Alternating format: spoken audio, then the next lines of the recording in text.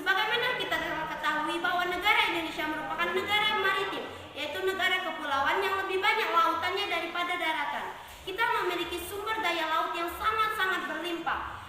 Sebagaimana saya sangat-sangat setuju dengan mosi kita pada hari ini, yang mana sebagai negara berkembang dengan potensi maritim, Dewan ini tidak akan menggunakan strategi ekonomi biru.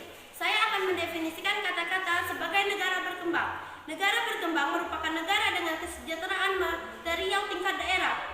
Sedangkan potensi maritim adalah segala sesuatu yang terdapat di perairan laut Indonesia dan yang dapat dimanfaatkan oleh penduduk Indonesia dan dapat meningkatkan kesejahteraan penduduk. Sedangkan Dewan Majelis atau badan yang terdiri atas beberapa orang anggota yang memperkerjakan, memberikan nasihat, memutuskan suatu hal. Strategi adalah pendekatan secara keseluruhan yang berkaitan dengan pelaksanaan gagasan, perencanaan dan eksekusi sebuah aktivitas dalam kurun waktu. Sedangkan ekonomi biru adalah sebuah strategi pembangunan ekonomi nasional yang mengandalkan maritim yang dimiliki oleh suatu negara.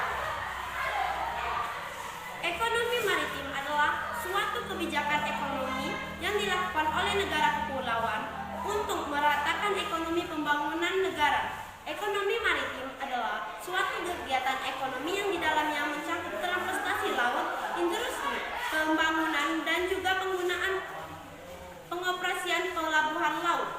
Sumber daya laut di Indonesia tidak terbatas pada kekayaan hayati. Jenis sumber daya laut di Indonesia sangatlah beragam, seperti timah, tembaga, emas, gas alam, nikel, dan lain-lainnya. Sebagaimana telah dijelaskan dalam pasal 32 tahun 2014 tentang negara maritim. Negara Kesatuan Republik Indonesia sebagai negara kepulauan memiliki sumber daya alam yang melimpah dan harus dikelola secara berkelanjutan untuk memajukan kesejahteraan dan kesejahteraan umum sebagaimana dalam Undang-Undang Dasar Negara tahun 1945 dan juga telah terdapat dalam pasal 33 tentang perekonomian nasional dan kesejahteraan nasional. Sebagaimana perekonomian disusun sebagai asas bersama berdasar atas asas kekeluargaan.